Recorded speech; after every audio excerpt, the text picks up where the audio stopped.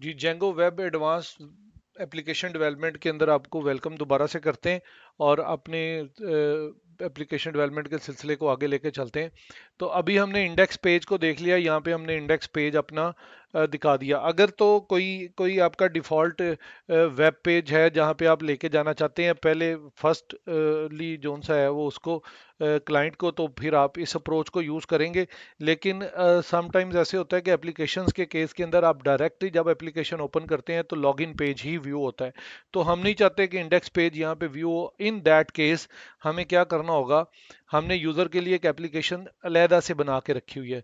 ठीक है, तो हम क्या करेंगे, हम यहाँ पे गो टू इंडेक्स पेज नहीं करते। ठीक है, तो यहाँ पे हम इसको चेंज करके गो टू लॉगिन पेज कर देते हैं। ठीक है, कुछ इस किस्म का सिनेरियो होगा। ठीक है, अभी हम करके देखते हैं कि ये प्रैक्टिकली कितना पॉसिबल हो रहा है। ठीक है, तो यहाँ पे हम कर देंगे लॉगिन पेज, लेकिन आप देख रहे हैं ये लॉगिन पेज जो है ये ब्राइट नहीं हुआ। इसका मतलब है कि ये इसको पहचान नहीं रहा। और वजह भी ठीक है बिल्कुल, क्योंकि व्यूज़ के अंदर कोई लॉगिन पेज की डेफिनेशन मौजूद ही नहीं है।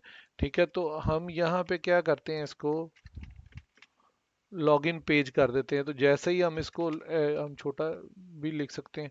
ठीक है जी, लॉगिन पेज कर देते हैं। तो जैसे ही हम इसको लॉगिन पेज करते हैं तो go to login page, L भी बड़ा कर देते हैं, पी भी बड़ा कर देते हैं। तो जैसे ही हम ये करेंगे तो अब यहाँ पे देखें ये इसने इसको ब्राइट कर दिया, येलो कलर कर दिया। तो ये अब अगर आप कंट्रोल का बटन दबाएं तो ये आपको इस डेफिनेशन पर भी लेके जा रहा है। तो अभी हम चाहते हैं कि बजाय इसके कि ये रेंडर करे, ये अदर यूआरएल पे रीडायरेक्ट कर ले। तो हमें यहाँ पे ऊपर इंपोर्ट के अंदर रीडायरेक्ट को भी इंपोर्ट करना पड़ेगा। और रिटर्न करने की, रेंडर करने की बजाय हम क्या करेंगे, हम रीडायरेक्ट कर देंगे, रिटर्न रीडायरेक्ट, और आगे हम एक यूआरएल दे देंगे। तो हमारे केस के अंदर हम यूजर स्लैश लॉगिन की एक यूआरएल दे देते हैं। और हम एप्लीकेशन को कहते हैं कि भाई यहाँ पे जो हमारे लॉगिन पेज के लिए जो रिक्वेस्ट आती है उसको रीडायरेक्ट कर दें। और रीडायरेक्ट करके कहाँ ले जाएं, यूजर लॉगिन के ऊपर। ठीक है, तो अब हम यहाँ पर आते हैं और यहाँ पे आके हम दोबारा से क्लिक करते हैं। तो आप ये देखें कि उसने रीडायरेक्ट कर दिया पाथ, और कहाँ ले गया, यूजर लॉगिन के ऊपर। लेकिन यहाँ पे हमारे यूजर लॉगिन के अंदर एप्लीकेशन जो है वो अवेलेबल नहीं है। उसने कहा पेज नॉट फाउंड। तो हमें क्या करना है, हमें अपनी यूआरएल्स में जाना है और यूआरएल्स में जाके एक पाथ हम और डिफाइन कर देते हैं। हम यहाँ पे यूआरएल्स में आके हम सिस्टम को कहते हैं कि अगर आपके पास कोई यूजर का पाथ है, कोई भी यूजर का पाथ है, तो आपने क्या करना है। अगर आपके पास कोई भी यूजर का पाथ है तो आपने क्या करना है। ठीक है, तो हम दूसरी एप्लीकेशन से थोड़ा सा कोड चुरा भी लेते हैं। तो हम अपने कोड की जगह पे उसी कोड को लिख देते हैं। तो हम जैसे ही आपके पास यूजर का पाथ है तो इंक्लूड कर लें कौन सी एप्लीकेशन, यूजर मैनेजर यूआरएल। अब इंक्लूड जो सा है वो यहाँ पर हमने इंपोर्ट नहीं किया हुआ। तो ये एक पाथ के साथ ही इंक्लूड भी है। तो पाथ के आगे ही हम कोमा डाल के इंक्लूड कर लेते हैं। तो इंक्लूड भी हमने इंपोर्ट कर लिया। ठीक है, जेंगो यूआरएल्स डिफॉल्ट जो सा हमें हमें फ्रेमवर्क है उसमें अवेलेबल है। और उसमें से हमने इंपोर्ट का कोड जो सा, इंक्लूड का कोड जो सा है उसको इंपोर्ट कर लिया। तो अब क्या करेगा, जैसे ही इसको ये वाला इतना पाथ रिसीव होगा तो ये किस एप्लीकेशन में चला जाएगा, इस एप्लीकेशन की यूआरएल्स में चला जाएगा। यहाँ पे आप देखें, अब मैं दोबारा से इसको करता हूँ, स्टिल इसको अभी तक जो सा पेज नहीं मिल रहा। लेकिन हमने इसको ये बता दिया कि अगर ये वाला पाथ, इतना पाथ इसको आ जाए तो ये कहाँ चला जाएगा, ये क्या करेगा, ये यूजर मैनेजर की यूआरएल्स में चला जाएगा। अब यूजर मैनेजर की यूआरएल में अभी तक तो हमने कुछ भी डिफाइन नहीं किया। तो हमें यूजर मैनेजर की यूआरएल्स में जाके हमें डिफाइन करना पड़ेगा यहाँ पे कि यूजर मैनेजर की यूआरएल्स में जाएं तो हमें क्या डिफाइन करना पड़ेगा, हमें यहाँ पे डिफाइन करना पड़ेगा कि अगर ये यहाँ पर आए तो यहाँ पर हमने क्या पाथ लिया हुआ है, आप देख सकते हैं लॉगिन। ठीक है, तो लॉगिन का जो पाथ है यहाँ पर आए तो अब गो टू के नीचे वो एरर दे रहा है और लॉगिन पेज।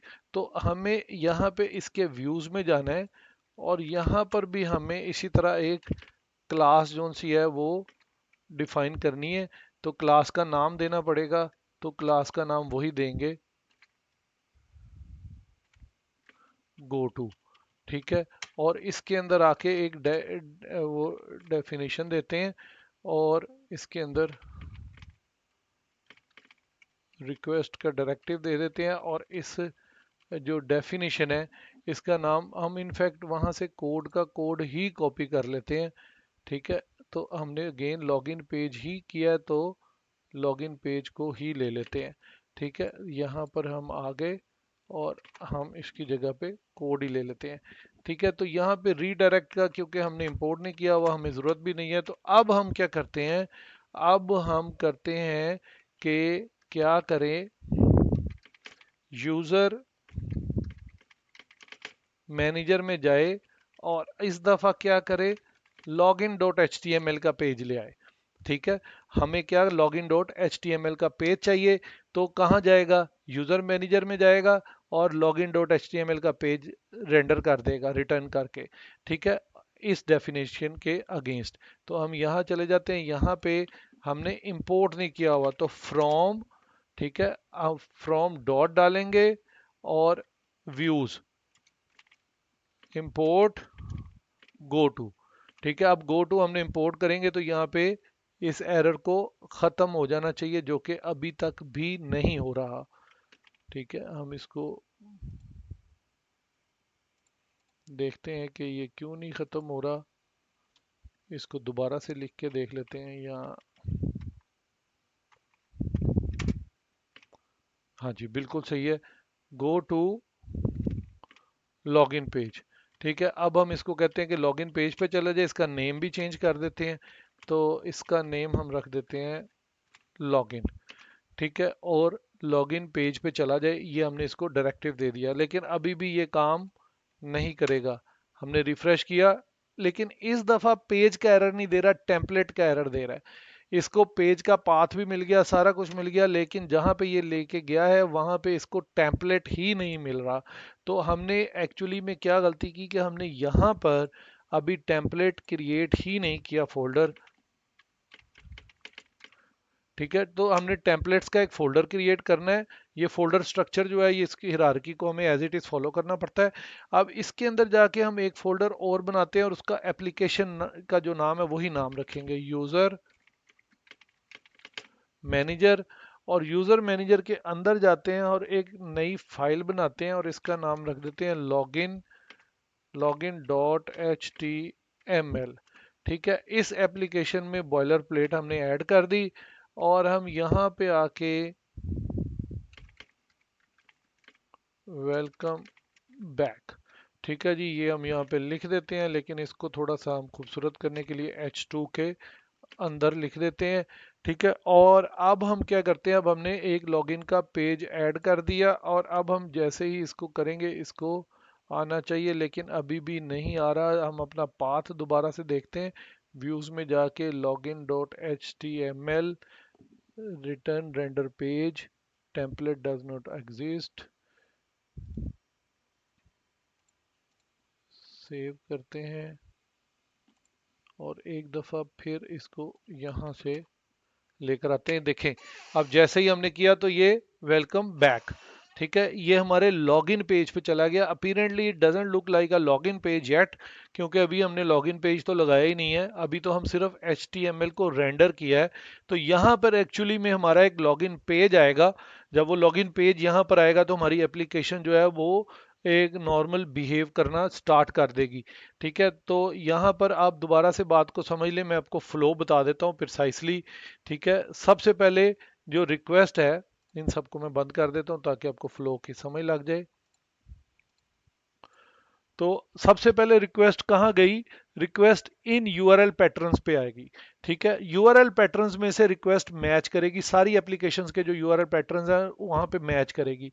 तो जैसे ही उसको ये ब्लैंक रिक्वेस्ट आई, यानी कि जस्ट एप्लीकेशन का जो उसका आईपी है या उसकी डोमेन है, जैसे ही उसको वो रिसीव होएगी तो वो इसको या ब्लैंक से मैच कर जाएगी।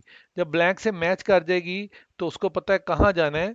हमने गो टू के नाम से क्लास बनाई है, तो लग यही रहा है कि हम उसको कह रहे हैं गो टू लॉगिन पेज। ठीक है, ये इंटरेस्टिंग चीज़ है, अगर आप इसी तरह काम करेंगे तो आपको और भी ज़्यादा मज़ा आएगा। तो हमने इसको कहा गो टू लॉगिन पेज। तो अभी वो बेस एप्लीकेशन के ऊपर है, लॉगिन पेज तो पड़ा हुआ है हमारे यूज़र मॉडल के अंदर। ठीक है, तो हमने कहा कि गो टू लॉगिन पेज पे चले जाओ। लेकिन लॉगिन पेज पे उसको कोई अगर तो एप्लीकेशन हमें देनी है तो फिर हम इंडेक्स पेज पे उसको यहाँ पे रखेंगे। और लेकिन अगर क्योंकि हम अभी एप्लीकेशन का कोई भी लैंडिंग पेज हमारे पास नहीं है तो सीधा लॉगिन पेज पे जाना है। तो हमने यहाँ पे क्या किया, रीडायरेक्ट कर दिया अपनी एप्लीकेशन को एक और पाथ के ऊपर। ठीक है, तो उसने ये वाला पाथ उस एप्लीकेशन के साथ ऐड कर दिया और यहाँ पे आप देख लें ये पाथ उसने साथ लगा दिया। जैसे ही उसने ये वाला पाथ उसने ऐड किया तो उसके बाद वो यूआरएल्स के पास गया, तो यूआरएल्स में से पूरा पाथ नहीं लेकिन पार्शियल पाथ उसका मैच कर गया। ठीक है, यहां तक का जो पाथ है ये मैच कर गया। जैसे ही यहां तक का पाथ उसको मैच कर गया तो उसको समझ लगी कि मुझे कहाँ जाना है, मुझे इस एप्लीकेशन के यूआरएल्स में जाना है। तो उसने क्या किया, वो इस कोर एप्लीकेशन के यूआरएल से निकला और इस एप्लीकेशन के यूआरएल्स में चला गया।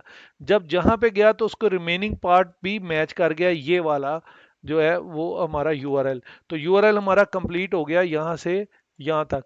जैसे ही उसको रिमेनिंग पार्ट मिला तो उसको क्या पता लगा, उसको पता चला कि again he will have to go to login page. ठीक है, यहाँ पे हमारा यूआरएल है। तो इस दफा जो इस एप्लीकेशन के अंदर ये वाली डेफिनेशन है लॉगिन पेज की, इस एप्लीकेशन के अंदर डिफरेंट है, इस एप्लीकेशन के अंदर डिफरेंट है, नाम सेम है। ठीक है, तो वो इस वाले लॉगिन पेज की एप्लीकेशन के ऊपर गया, यहाँ पे उसने उसको रीडायरेक्ट नहीं किया बल्कि उसको एक पेज रिटर्न कर दिया यूजर मैनेजर की एप्लीकेशन के अंदर login dot H T M L. तो आप यहाँ पे टेम्पलेट्स के अंदर देखें, यूजर मैनेजर का हमने फोल्डर बनाया, वो यहाँ पे गया और इस लॉगिन पेज को उसने एक्सेस कर लिया। तो वो लॉगिन पेज तक पहुंच गया। ठीक है, तो इससे अगली जो वीडियोस हैं उसके अंदर हम देखेंगे कि लॉगिन का प्रोसेस कैसे होगा, लॉगिन का प्रॉपर टेम्पलेट्स भी आफ्टरवर्ड्स हम देखेंगे कि लॉगिन का एक जो पूरा पेज है वो कैसे बिहेव करेगा। और इससे अगली वीडियोस की तरफ मूव करते हैं।